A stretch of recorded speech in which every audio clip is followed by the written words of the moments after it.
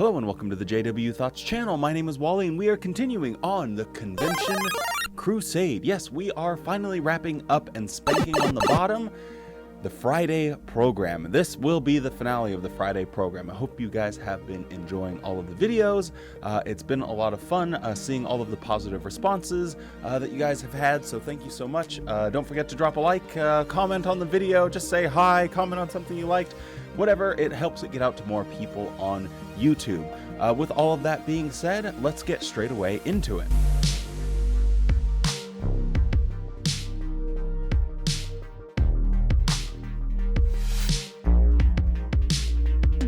Now, first off, I'll just warn you guys that I've cut out pretty much the entirety of this first, I don't know, like 10 or 15 minutes, because I literally found myself dozing off. Even at listening to 2 times speed, I just couldn't even find anything this guy was saying remotely interesting. He talks about the name of Jesus in Isaiah of Prince of Peace and the meaning of that. So I just had a couple little things that I wanted to say, so we'll look at just like a couple things and then see what video he's going to play for us. God's kingdom. 2 words, but so important. God's kingdom is the most powerful government humanity will ever see. There is no nation or empire that can withstand the might of God's kingdom. And any nation who thinks they can block the coming of God's kingdom is like an ant who plants itself firmly on the railroad track and with his hand raised defiantly shouts to the oncoming locomotive, "Stop, you can't run over me." Well, God's heavenly government has the power to destroy all present-day violent regimes. They're like ants to Jehovah. And he will eliminate their ability to wage war, foment conflict, and to shed blood. What is this? A center for ants? Yes, so God and Jesus are going to find the ultimate solution to mankind's problems of all of the blood and violence that we see by having the ultimate act of blood and violence, by wiping out anyone that is not one of Jehovah's Witnesses. I find it really interesting that they complain about the violence and the bloodshed and the wars and the suffering that happen, and yet that's God's answer to most of the problems, especially when we're looking at the Old Testament. It's like, hey, how do we fix the problem of the Canaanites? Just kill them. How do we fix the problem of the Egyptians? Just kill them. And at every turn, it's like war and violence are God's solutions to the problems that his people face. So it doesn't surprise me that they think that Jehovah's Witnesses, how is he going to fix their problem? Well, by killing everyone that's not a Jehovah's Witness. Right there, plain and simple. Can you see yourself there in a peaceful new world, where the only news to tune into is regarding who's getting resurrected today? Which new person will you be assigned to teach about Jehovah? Can you imagine the joy of studying with a person not just from a different culture, but from a different time period, seeing things through their eyes as they come to love Jehovah as you do? Why, yes, the only news that we're really going to care about is who has been resurrected and who do you get to teach about Jehovah. Yes, we all get to become Time Lords and take a little trip down a memory lane and talk about the different experience that people have had because they lived in a different century that you did. How amazing is that going to be? And with all of this wonderful information that we could gather, we're just going to spend most of our time teaching them about the Bible. So how can we show our loyal support for the Prince of Peace? Please watch the following video and notice the different ways we can do this right now. I am no part of the world, but is the world a part of me? I'm pressured every day to get involved in political issues that affect me socially.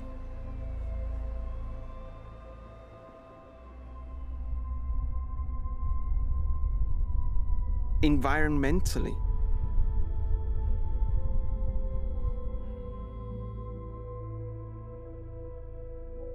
And economically.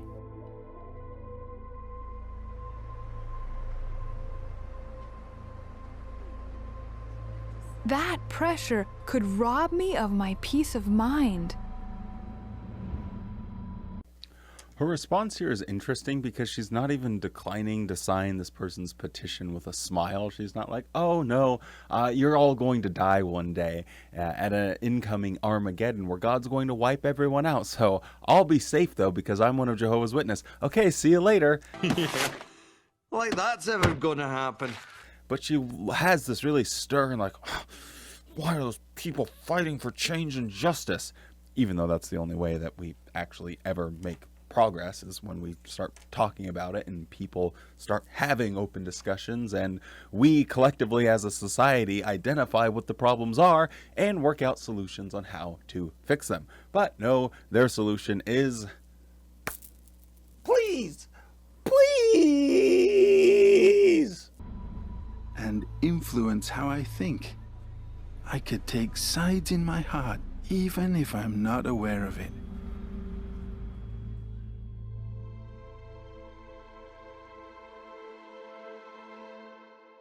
But I know that Jehovah will care for all of mankind's concerns.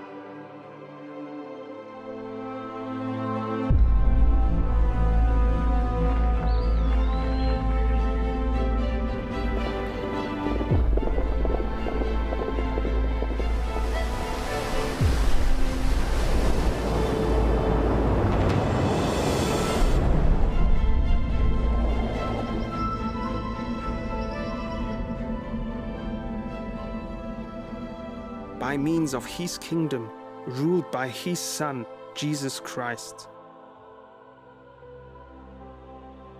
I show my support for him in my prayers. In how I think and feel.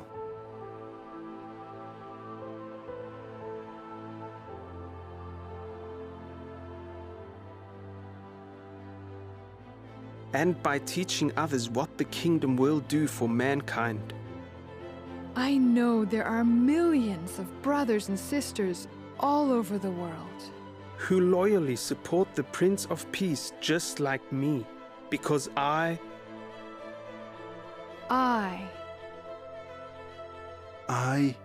am no part of the world.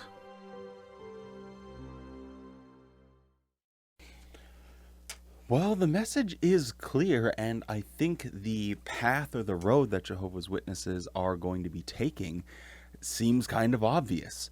They need to start shutting down even looking at media. They need to stop consuming anything sad at all and just center their entire lives around the hub of what is jw.org. We could all kind of see it coming with a shift in the music that they were playing, in the amount of material that they were producing, in their having their own little news stories. Anytime there's like an environmental issue, there's an economic issue, a political issue, they always release an article on jw.org that isn't really an article because it just references, you know, whatever the issue might be, and it references old Watchtower materials.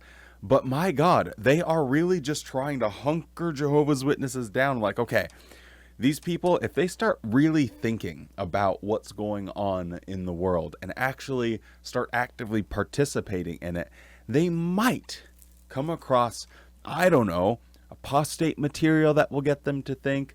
Maybe they'll realize that doing the please isn't enough and that nothing has ever come of that throughout all of human history.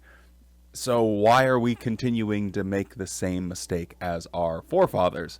So I think that they're just trying to centralize everything, which is definitely going to have like a two-pronged effect. It's going to push the people on the outside away, and then it's also going to draw those that are close to the organization even tighter as a community. So what takes away the peace in the country where you live, in your community, in your town, in your society? Most likely, it's the hot-button social issues. Did you notice how our two brothers and sisters showed their loyal support for the Prince of Peace? What issues affected them? Unfair tax hikes, blatant injustice, a disregard of the environment. All things in themselves seem like noble causes worthy to get involved. How can they get away with this? It's not right. We should do something. Does that sound familiar? We may not have a literal sword in our hand, But we all have our Peter-like moments. And if we're not careful, issues that are close to our heart can charge our emotions and we could lose our spiritual balance. So what can help us when we see things that are wrong? So this might be a real brain blaster to Jehovah's Witnesses, but to most people, it's just very common. You can maintain your spirituality while also caring about social issues. What? Bro, what are you talking about, man? Both of those things can exist in your mind without causing this cataclysmic mental breakdown where you're just walking around depressed and angry and you abandon your faith and you don't even want to go to the meetings or go out in service anymore because you're too busy fighting. And that's what it really comes down to, is they want to keep a maximum amount of control on people's brains and their time. Jehovah's Witnesses and Watchtower, they want your time, exclusive devotion, and anything at all that can get in the way of that, it's gotta go. Whether that be your career, whether that be social issues, whether that be sports, whether that be pets, whether that be children in some cases, they want to have all of your time. If we truly believe in the good news of the kingdom, we will not do anything that hinders our ability to tell it. Once again, it's so important. If we truly believe in the good news of the kingdom, we will not do anything that hinders our ability to tell it. Hey, honey, I'm actually going to go golfing with my buddies this weekend. What, so you don't love me anymore? No, I was just going to go golfing. Oh, so they're more important to you than spending time with me now? No, I just haven't seen them in a while, and I just thought I could go golfing for a couple hours. Oh, okay. Well, that's the end of our marriage because you want to go golf. This sort of behavior is insanity. It's actual crazy talk. You don't want to get involved in any politics. Don't even be watching it on the television. Don't look on your iPad. Don't look at the news. You need to be looking at jw.org. What? You don't want to be a Jehovah's Witness anymore? Oh, you're just going to go off and run off and join some political movement, aren't you? It's like, whoa, easy there, Tiger. I just care about the community and the world around me. And there's multiple ways to do that. Not if you're a Jehovah's Witness. They want every second of your time, your free time. Don't be watching the basketball game. You need to be rewatching the broadcast for the 85,000th time. And this is the same broadcast that is repeating old watchtowers and old points, the most banal things you can possibly come up with, and just on the repeat cycle over and over and over again. That's what you need to spend your time doing. This is actual crazy talk. Imagine how our freeness of speech to speak about God's kingdom would be hindered if we were to voice a position for a political issue. And it can happen so easily. It can happen at work or at school with relatives and so forth. Satan sets the trap masterfully. He's just waiting. If he could only make us chop off the ear of anything in this world that causes hurt and indignation in our heart. If he can hook our heartstrings by getting us emotionally charged, he can then step back and reel us in. Did you see what he did there? He equates having an opinion, having a position, as Satan reeling you in. Having your own opinion, trying to form your own thoughts, doing what the governing body does. They read the Bible and they form opinions about what it really says, and bada bing, bada boom, you have new light. They look at political issues and they say, well, this is what we're supposed to think about this, and bada bing, bada boom, this is what we're supposed to think about this. They want total control of Jehovah's Witnesses' time and their mind. It is so crappy to be a Jehovah's Witness because you are literally stunted to like the level of an 8-year-old, where it's just like you have a parent that just bosses you around and tells you what to do. And that's the limit of your social experience. You grow up, you get old, and you die, and the only opinions that you form are what kind of food you like and what kind of color of clothes you like, but don't let it be ripped jeans or spandex at all, because my golly, Miss Molly, that is not allowed either. It is so sad when you really think about if you're someone that has family that's still a Jehovah's Witness, or aunts, uncles, parents, grandparents. It's so sad because we know they are just going to die living this stunted life. Be in subjection and be obedient to governments and authorities. Well, now let's break that down in practical terms. What does it mean? It means to obey the laws of the land and pay taxes, not to speak negatively about the superior authorities, to be careful not to take sides on political issues, not even in our hearts. Watchtower. They are a religious organization, so they don't have to pay taxes. Obeying the laws of the land. We have demonstrable examples when it comes to CSA of Watchtower deliberately, on an institutional and systematic level, disobeying the laws of the land, to not speak negatively of the governments. Uh-oh, someone's mowing some grass. It is going to get real hot in here, so if I'm a little sweaty, now you know why. Babe, you're not gonna put your armor on me? Yeah.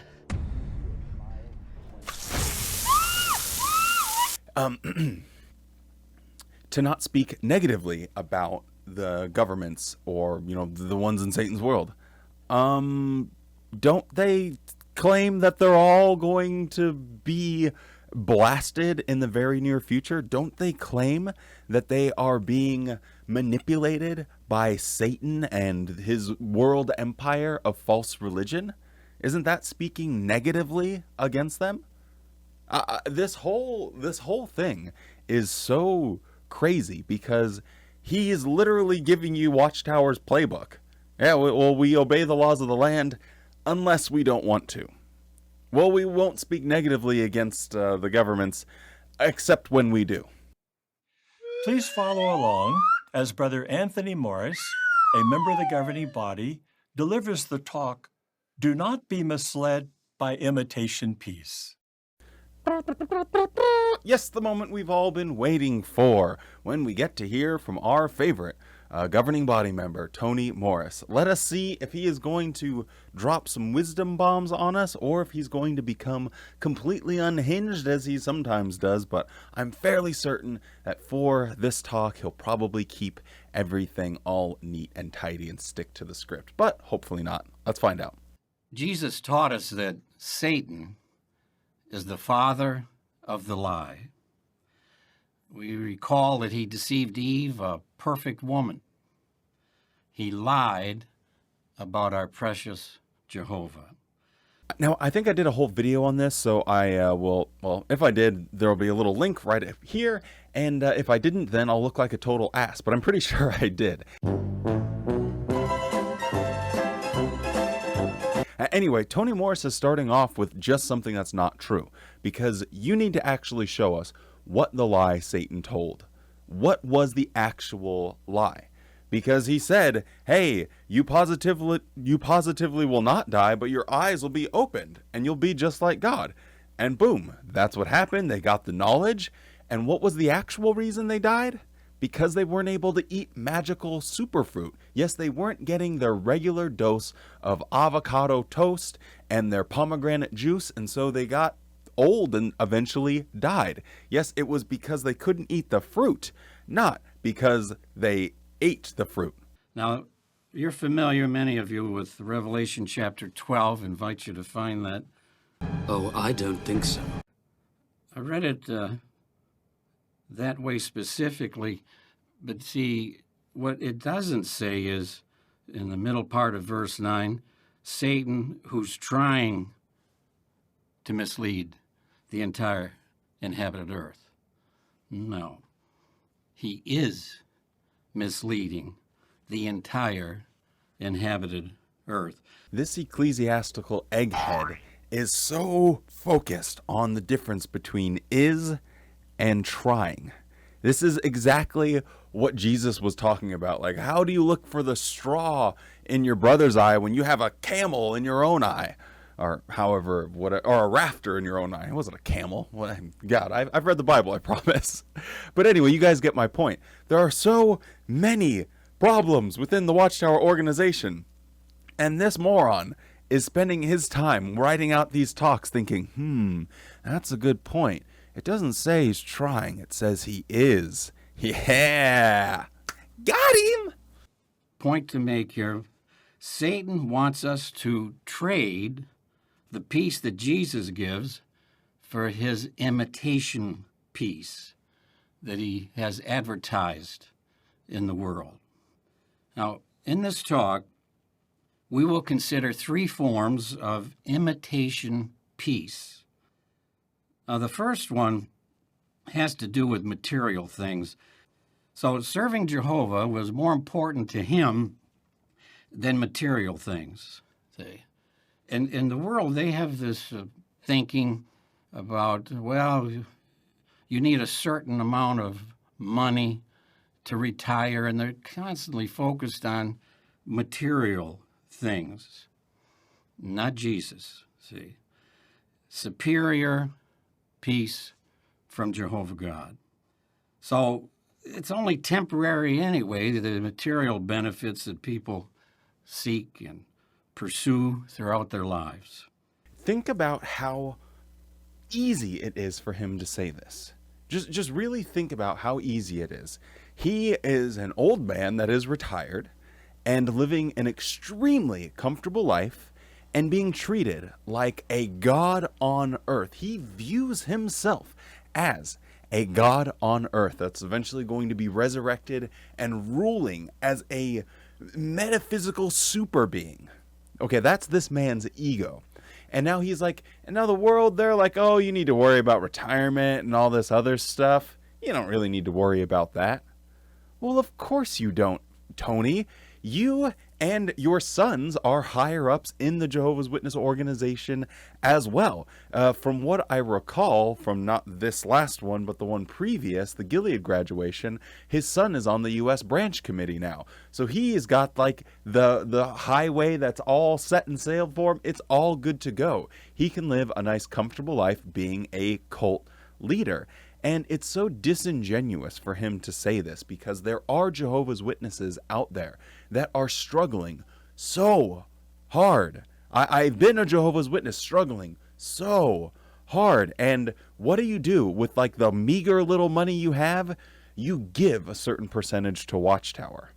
You can be a window cleaner that's working 12 hours a day during the summer when it's 90 degrees outside, climbing ladders all day. And this bozo, this Humpty Dumpty figure, is just sitting around eating way too much food. A great example would be, I bet he's a similar age to my grandpa, and my grandpa continued to work doing cleaning windows and being a janitor, like up until he was in his 70s, and he was still working hard. His body was literally deteriorating to the point where he like couldn't even make a fist anymore. He couldn't even like sit upright in a normal chair, and yet he would have to take so many like steroids and everything just to be able to attend a convention and be able to sit on those uncomfortable seats, while Tony Morris is in the back green room on his Barca-lounger, while people are feeding him and giving him anything he wants. It's so disingenuous to take money from people and use it in such a way to live a rich, comfortable life in his little compound in upstate New York, spend most of his time traveling the world to his adoring fans. It's so disingenuous for him to sit there and say, oh, those worldly people, they just worry about these things, but we don't want to do that. Well, of course you don't have to worry about that. And I am curious because his lifestyle and the lifestyle that his sons are going to have, because they'll probably be the next generation of governing body members, they are going to need people to be concerned about their financial situation so that way it can benefit him and them. I find it very odd and bizarre, and it's so gross that people are just going to drink this up And like a lot of people, they'll wake up one day, and what will they have? What is their retirement package that they get from Watchtower? It's a bag of chips and a spit in the face. Now, we can enjoy true contentment because Jehovah God's going to care for us. We know that. Many have personal experiences to prove that. Now, in the following video, see what a brother learned about the so-called peace the world promises.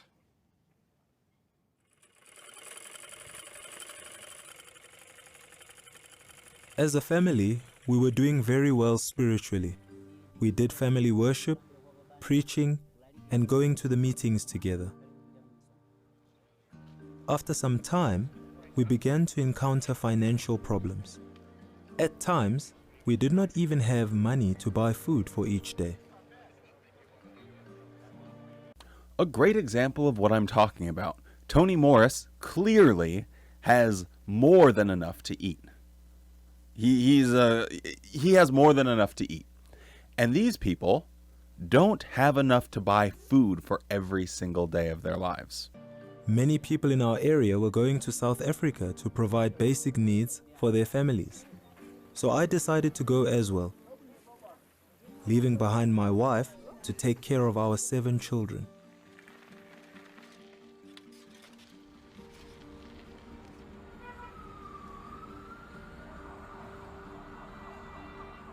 This affected me spiritually because I did not know the language, I was unable to preach, and I did not benefit from the meetings. I know I've probably made this point before, but if they took the money that they spent on their cameras, their drones, their microphone equipment, their lighting equipment, just to make this one little propaganda piece, if they took that money, I reckon it would feed this family, if not an entire congregation, for like a year. And then he also identifies something that is quite common. I know a lot of people experienced it in just my area of moving to a foreign language congregation. And after they moved to a foreign language congregation, their spirituality just went in the tank because they weren't constantly being reminded of all of the Watchtower points. So they started just to kind of drift away. Then they're like, oh, we're going to go back to an English-speaking hall. And before you know it, they are inactive. Being so far from my family caused me to neglect my responsibility as a family head. As a result, my family grew weak spiritually, and we all missed each other very much. I realized that I had made a wrong decision going abroad. My conscience started to trouble me greatly. Then I remembered the example of Barak, found at Jeremiah chapter 45, verse 5. Barak may have wanted to pursue material riches as I had. When he was helped, he returned. I decided then to put Jehovah in first place instead of searching for material things. So I started to make changes to go home and help my family spiritually. When I left South Africa and reached the border of Malawi, after leaving my family for about 6 months, I felt great happiness in my heart, and I am still happy till now. Studying the Bible has helped me. We still encounter financial problems, but I remember that in Satan's world, there is nowhere we can go and have no problems. Now I serve as an elder. My family is progressing spiritually, and this makes me very happy, because my relationship with Jehovah is strong.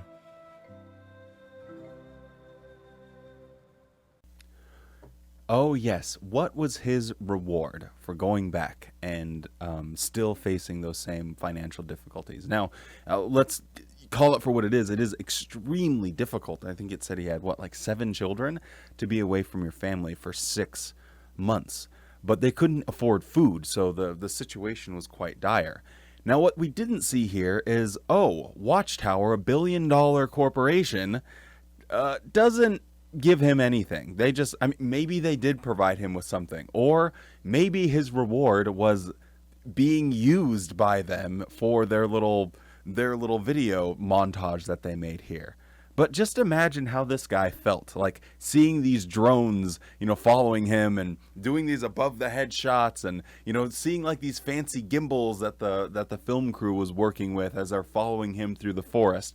And he's looking at the thousands of dollars that all of these things cost, and those thousands of dollars are rice and beans to him. Like, wow, we could really use that. But not in Jehovah's Witness land, because he gets bupkis. He gets nothing but more work from Watchtower. Hey, we're not going to give you any food, even though you have 7 children and you're struggling to even eat food every single day. And you get to watch this part. You get to watch Tony Morris and his overweight self talking about how great it is that you are an elder now. I just find these sort of pieces truly disturbing. Yes. He learned a hard lesson. He goes to South Africa. Meetings are interrupted. No field service. And then he remembers Baruch, secretary for Jeremiah, and he returns to be with his family, putting the kingdom first, and we appreciate him being truthful and sharing that experience. That's imitation peace, going after material things. Okay, this sorry sack of an empathetic and reasonable person can't even distinguish the fact in the own experience that he's using. The man didn't go there seeking material things, as you like to call it. He went there seeking a way for his children not to die. Why don't you say that? Yeah, and he went to South Africa so that way his children didn't starve to death.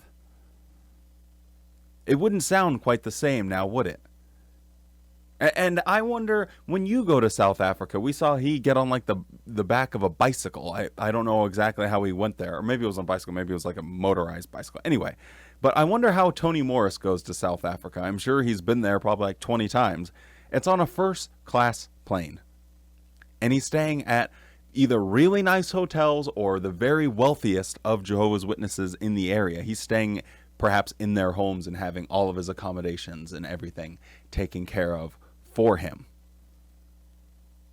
Do you really think that this message would be the same if he just changed that one little bit and he went and seeking material things, or if he said, and he went there trying to feed his family and trying to provide food on the table so that way his 7 children didn't starve?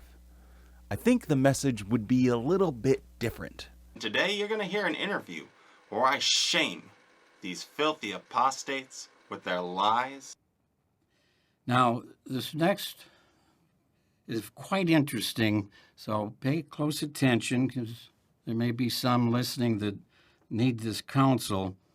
Satan's world says that we can ignore Bible standards, and we might need to ignore some of them to gain peace of mind. Here's 2 examples that we're going to analyze in this talk.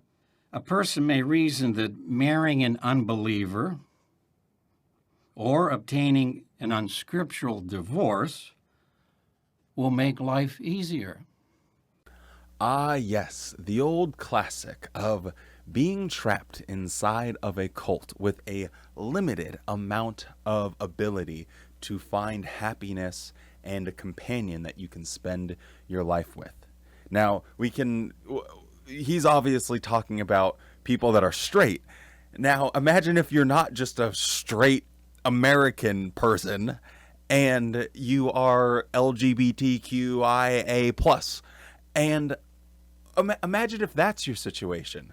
Well, now you're just completely screwed if you want to maintain your peace as one of Jehovah's Witnesses, because now you have no options. You have no recourse.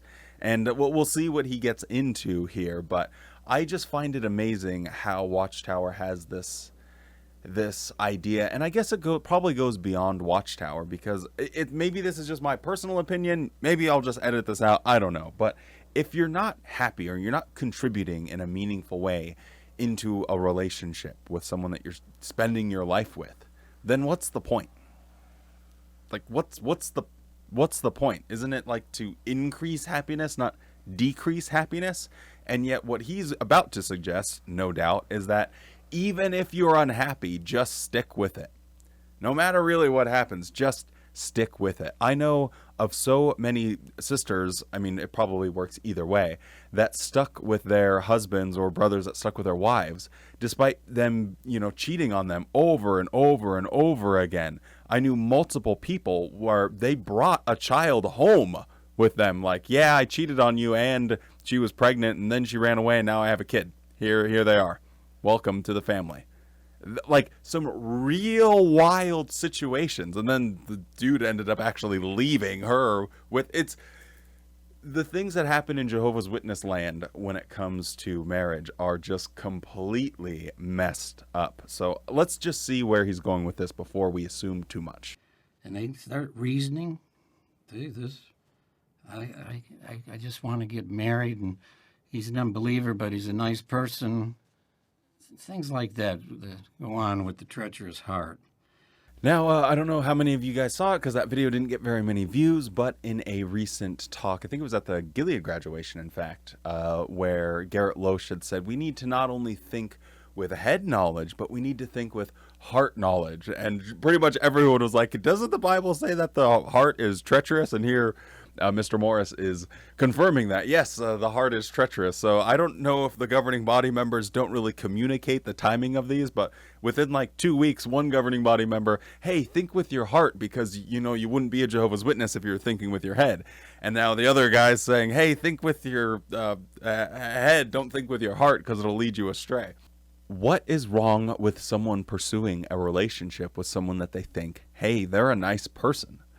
Because if someone is going outside of the congregation, if someone is like, okay, well, my options have been completely limited, and most of the guys that I've met are these insufferable, misogynistic, men are the best, women are to maintain their submission to me because guys in are number one in God's eyes. Woo! They're running around the Kingdom Hall with their phone fingers and their beer hats on like a bunch of college frat boys. And honestly, a lot of Jehovah's Witness men act exactly like that, just like a bunch of 12-year-olds. And if you're someone that's like, wow, someone on the outside of the congregation, they actually treat me with respect and kindness. They ask for my opinion. They're not trying to just lord over me and be my master and just use me for sexual pleasure and to cook meals and to make babies. They actually want to have a meaningful partnership and relationship. Because the guys that are like that in Watchtower, they probably aren't going to stay Jehovah's Witnesses for very long. Oh, my lordy lord. Jesus made that very clear. He was going to be obedient to his Father and wasn't going to worry about being testy with such an experience as the devil proposed there. So, obedience. See, Jesus twice, in a moment we'll read another one, it is written. He sticks with the scriptures, Jehovah's thinking, and he refused to disobey Jehovah. Now, here's the question. Why is the peace that Jesus gives superior to the pursuit of unscriptural solutions to our problems? Let that sink in. Why is the peace that Jesus gives superior to the pursuit of unscriptural solutions to our problems? Brother Barnett, because you said so. For example, marrying an unbeliever. That will likely bring, and it has happened time after time, bring that person greater pain than the longing they felt when they were single. I've personally seen that all too many times in various congregations had the privilege to serve in. You see, the other one is unscriptural divorce. It often leads to immoral conduct.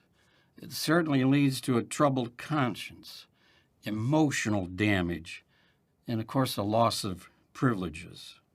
So there's someone that I knew as a Jehovah's Witness that has a similar situation. If you're watching this, hi, hello, you probably know who you are. Anyway, On the outside, their husband was an elder. I think for a while, maybe he wasn't even a pioneer. I can't exactly remember, but from a renowned family of like 3 generations of elders. They're always giving parts in the assemblies and conventions. Everyone knows them. All of their kids, their grandkids, ministerial servants, elders, pioneers, one of those types of families. And she left him. And everyone in the whole area, it was like the big gossipy news surrounding Watchtower, like, ooh, what's going on? Oh my God. And all the conspiracy theories start flying around. And of course, she's the crazy one. Well, after leaving the organization, she actually got in contact with me. And it was so interesting because she's like, yeah, behind closed doors, this man was insufferable. I was dying inside. I literally hated every second of every single day, and I bared it all with a smile for decades. And as soon as she left, she met someone and they started a real genuine friendship. And I don't know if they're married or they're just still together, but they are partners in their life now. And it's so interesting because when you're a Jehovah's Witness, it's like, she was in the wrong. Oh, you got an unscriptural divorce, and Tony Morris says that's going to cause you all of this pain and emotional trauma and struggle and suffering.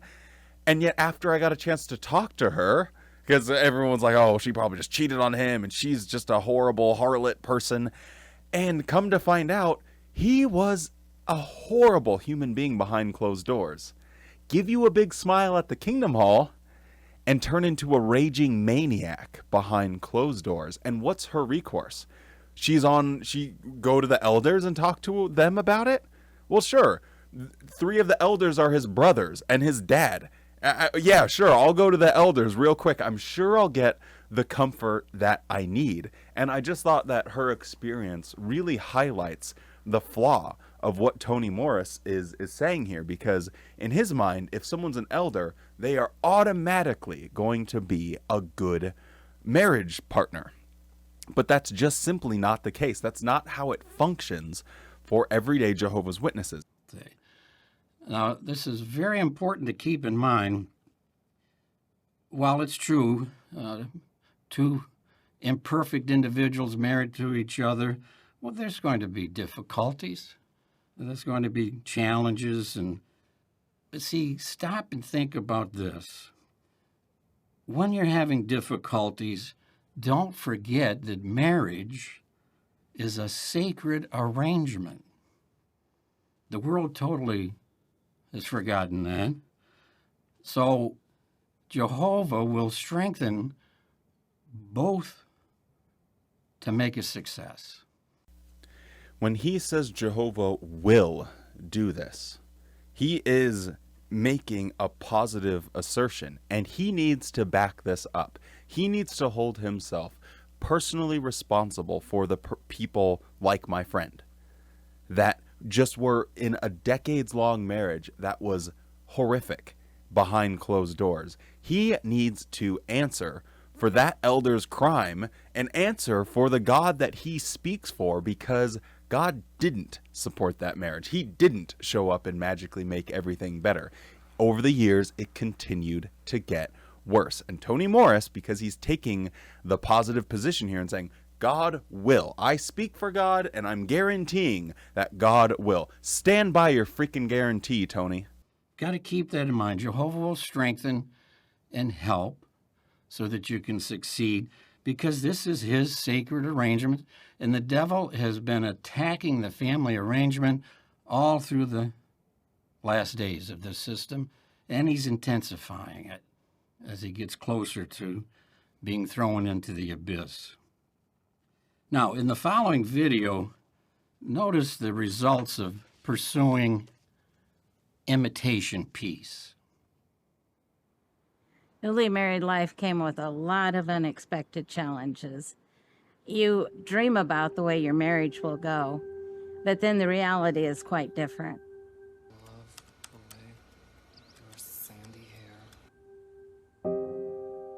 All we ever did was argue, or we wouldn't speak to one another. We never ever went to the elders. we just didn't want to bother him. We just felt, you know, we needed to figure it out ourselves. It'd be nice if you could pull me into town. We decided if the house sold, that we would separate.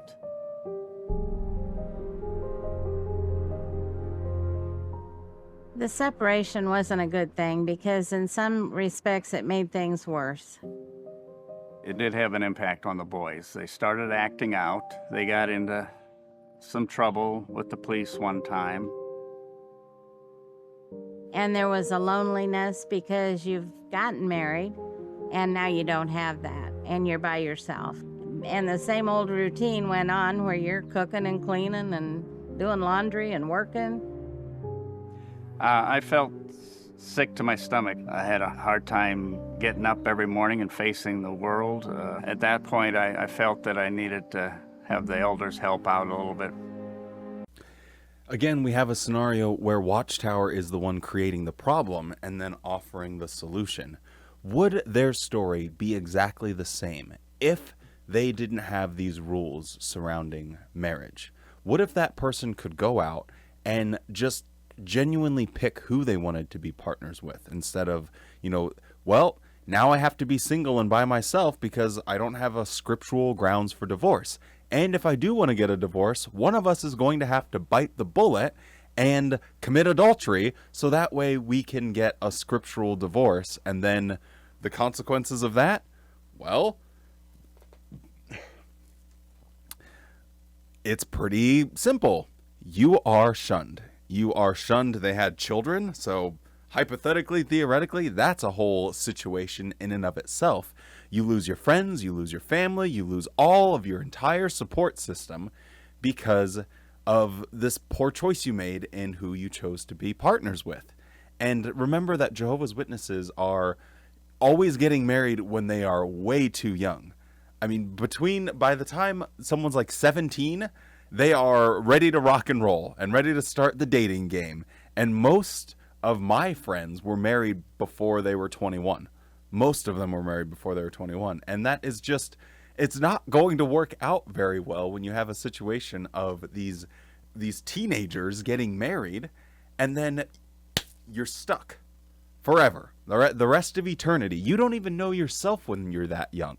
You don't even know what you like. You don't even know what you're looking for in a partner because you don't even know yourself. So how could you? Watchtower is the one that creates the problem. No, you can't masturbate. No, you can't date. No, you can't flirt. No, you can't have sex. Okay, well, if I can't do any of those things, I may as well get married. Boom. Put a ring on it. Now I'm married when I'm 18, 19, 20 years old. And then I finally come out of my shell like, oh, wow, okay. Well, now that I have this sexual sort of block in my head that has finally been relieved, now I'm starting to learn about myself. And also, I'm still just growing as a person naturally. So they are the ones with their rules that create the problems. Oh, but the elders came. And after they came, then we were able to get back together, and it was the best decision we ever made because we didn't want to get disfellowshipped. And hey, what if Armageddon came in that little time you were disfellowshipped? That's a big fear too. Oh no. Well, I mean, I don't want to get disfellowshipped. Imagine how terrifying it would be. Oh, well, I just need to move on from this shit marriage, so I guess I'll get disfellowshipped, sleep with someone else. That way we're both scripturally free to remarry, and then Armageddon might come. Oh, nope. That plan goes as well. At every single turn, Watchtower is the one creating the problem. I did pray for Jehovah's help to direct me and kept wondering why Jehovah wasn't really answering my prayers, but I kind of realize now that it was because we were separated. The expectations of the separation were not at all what I was thinking. I reflected on the marriage vows. One of the things I thought about was a sister in our congregation. She was married to an unbeliever, and then she learned the truth. And he was so violent. He would beat her. He would burn her books. He would burn her clothes. He did not allow her children to attend the meetings. And I thought... Again, another situation. Well, sorry, I know he's violent. He's burning your books and clothes. And who is this animal that you're married to? Is he that upset over you being one of Jehovah's Witnesses? He sounds like someone that you don't want to be married to, but you have to stick with it. Again, Watchtower creates the problem. Stop it, Watchtower. You're ruining people's lives. And you're telling people, at least people with functioning brains and allowing themselves the wonderful ability of critical thinking, yeah, it's very obvious. Watchtower's the one that's ruining people's lives. Thought about the problems that Daryl and I had, and I thought, well, Daryl's a kind person. He's never done that. And I thought, you know, this is something that we need to really work on. We need to really put forth the effort to start applying Bible principles to put Jehovah first in our life so that we can bring our marriage back into union with Jehovah. I realized that it wasn't what I wanted, it was what Jehovah wanted. Just saying this brought this woman to tears. Years after this whole experience. It wasn't what I wanted, it's what Jehovah wanted. I don't know if she's moved to tears because she's, you know, depressed about her selfishness and not wanting to follow Jehovah's way. Again, the only reason she would feel that is because of Watchtower. Or if she's crying because she's like, I never have gotten what I wanted in life, and now I'm old and the new system still hasn't come. 1975 came and went. The generation that saw and witnessed the events of 1914 have come and gone, and still nothing. I think that's what brought her to tears. And then she's like, it wasn't what I wanted, it's what Jehovah wanted. You can see she chokes up right there. And wouldn't that make you depressed? Realizing that you never did any of the things that you wanted to accomplish or do in your life, simply because you were waiting on Jehovah, and he never showed up. You were waiting on an organization that kept making promise after promise, you know, having these timelines of, well, the end will come before X, the end will come before Y, and nothing ever happens. Wouldn't you also be super choked up and depressed when you're uttering these words and knowing that the rest of the organization is going to hear it? I know I would be. There was just no other choice. Jehovah wasn't going to bless us unless we got back together. When we got back together, our marriage was still a work in progress. You can't have a perfect marriage in this world, but you can sure make it better when you put Jehovah first. We enjoyed feelings towards each other. I felt closer to Debbie. Debbie and I have been married now 48 years. Separation does not make anything better at all. If you even have an inkling of love for one another, you want to work on that and you want to make it bloom so that Jehovah can bless it. The blessings have been endless. Our children are all doing fantastic in the truth. Jehovah said, taste and see that it is good, so we've got to do that. Even if you just have an inkling of love for one another, then you just gotta make it work. This is so dumb. This is not good sage wisdom from a couple that's enjoyed 50 years of marriage and it was absolute bliss. This is someone that's desperately clinging to the idea that they are a special chosen one and God's going to bless them with a lot of fruit and tan pants one day and a house on a dock and perfect health, and they'll get to spend forever with their family. That is what they're clinging to. And this idea that even if you have an inkling, you gotta search for it. Where's the love for this person? I don't know. Where is it? Zizi, can you help me find where's the love? Where? Help me, please. Then once you find that, you hold on to it and try and water that and make it bloom. We really appreciated this couple sharing the experience with the brotherhood. He learned, you know, they're always arguing, and that's all they did was argue. It affected their children. They decided to separate. Finally have peace. I don't have to be around her, or I don't have to be around him. But then he realized his relationship with Jehovah was being interfered with here, and he went to the elders. His prayers were affected, things he noticed. He was honest about that, And our precious sister was so nice to honestly explain. She said what she learned was, this is not about me. It's about Jehovah. When you finally come to that realization, Jehovah will strengthen you to enjoy peace with your marriage partner. It's not enjoying peace with your marriage partner, Tony. It's just sticking with it for no rational or discernible reason. You're just sticking with it for the sake of sticking with it. And when he says, Jehovah, just replace that with me and my fellow friends on the governing body. Because when they're trying to get this help or peace or keep in a good relationship with Jehovah, there are billions of people around the world that all experience their relationship with the God they worship, and they don't need any help from you. So it is at least possible to have a relationship, or for people to think they have a relationship with the God that they worship and not involve Watchtower in any way, shape, or form. But obviously this egghead can't see that. Let's see what else he's got to say. Now, the next one, I never tire of speaking about this particular couple of verses or reading about it or hearing another brother give a talk about it. See, here's what's coming soon. Turn with me to 1 Thessalonians chapter 5, and many of you are going, oh yeah, I know what he's going to read about. And this is one of the prophecies that is yet to be fulfilled.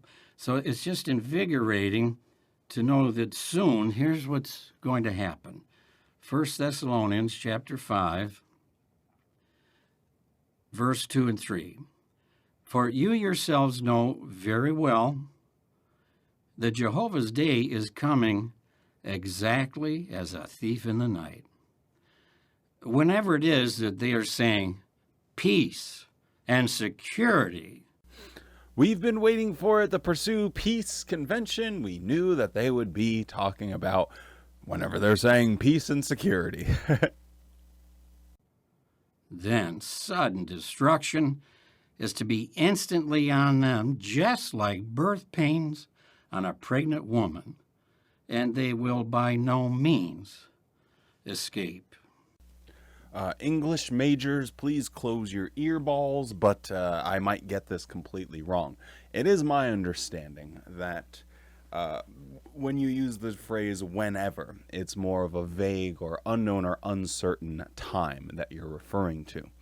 Whilst you use the word when, that is pointing to a more specific or known time or time period. Now, if you look at this verse, sorry, this is just a nerdy thing that I remember popped in my head when he was reading it. If you look at other translations of the Bible, there's not a single one that I can find that uses the phrase whenever. They all say when or while. And this is significant.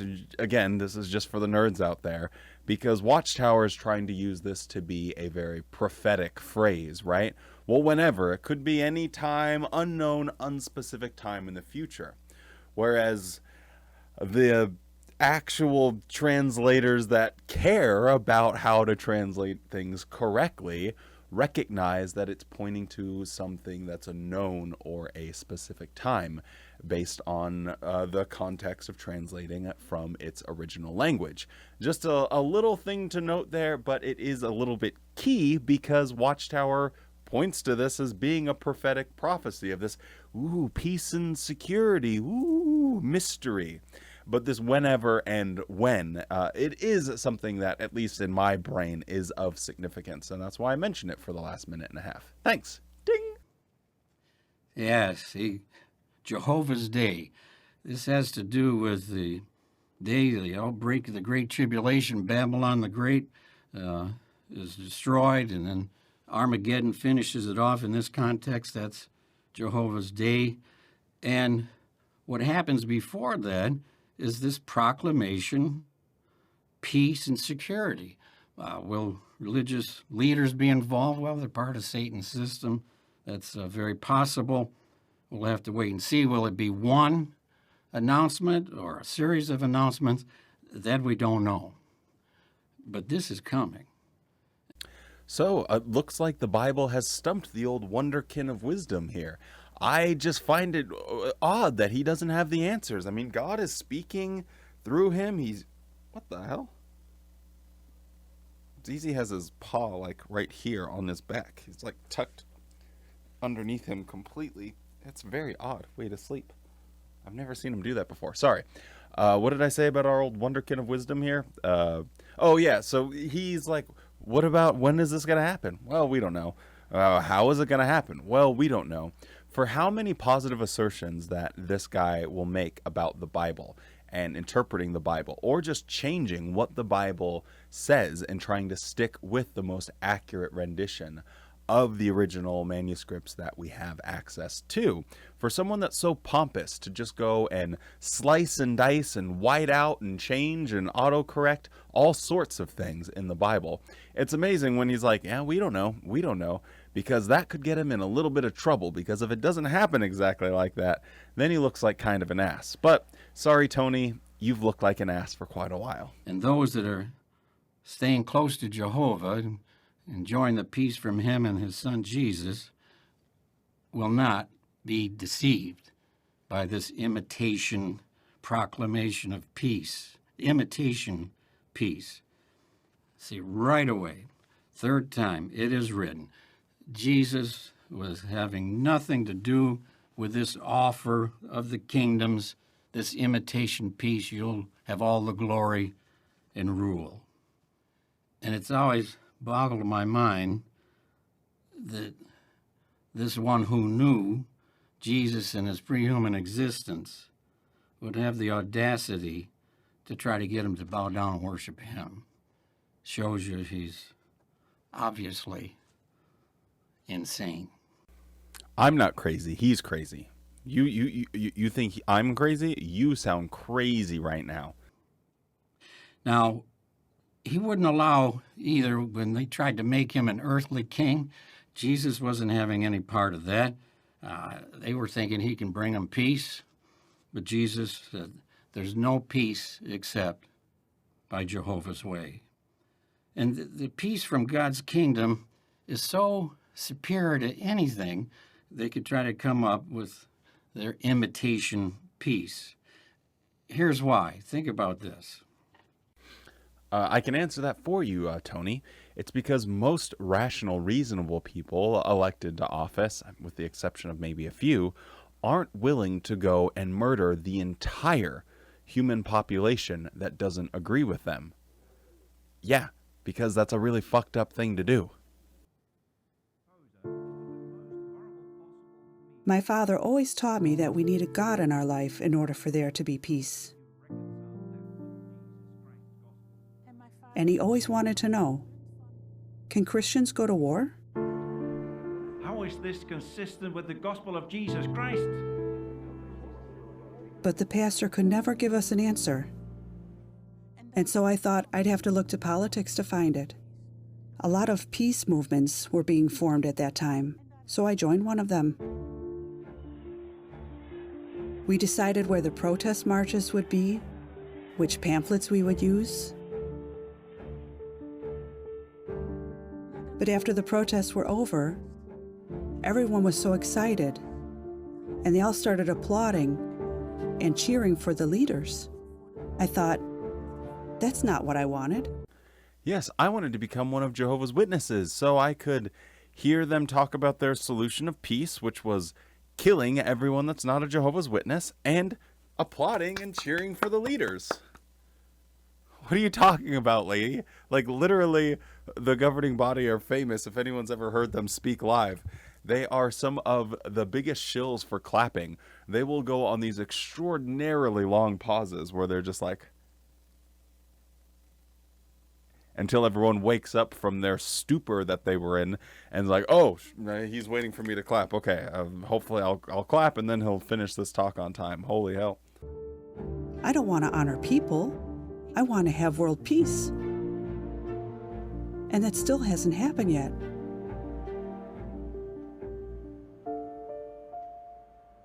Then I started to feel very alone, and it made me feel unsafe in this world. With no peace in sight, I thought, what is the purpose of life? While visiting friends for coffee, I saw a man I'd never met before. My friends told me he wanted to talk to us about the Bible. So I asked him, "Sir, what do you think? Can Christians join the military?" And the man said, "No, that's not allowed because the Bible says you should love your enemy." It made me think about what my father always said, that we need God to bring peace. Then a really nice lady came to my door and she had an orange book in her hand. And it said, "True Peace and Security." After reading it, I thought, this is it. This is the organization that truly wants peace. I thought you were supposed to be some sort of activist, or at least had the mind of someone that wanted to be an activist.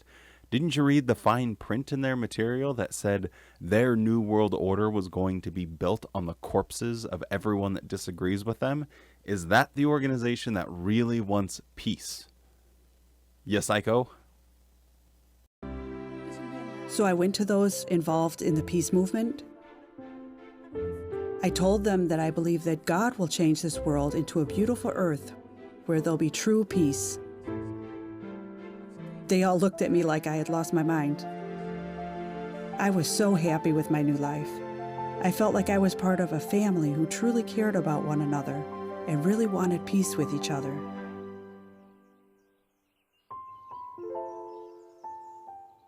Isaiah 14 verse 7 had a major impact on my life because there God promises a calm and peaceful world.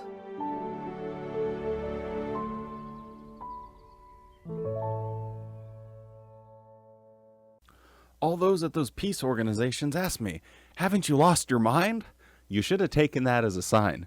You had rational people telling you, "Hey, we think you're getting sucked into a cult and you've lost your mind." And you're just like, "Oh no, it's not a cult. We're just going to wait till Armageddon kills everyone that's not a Jehovah's Witness, and then I can have all of the fruit and baby animals that I please."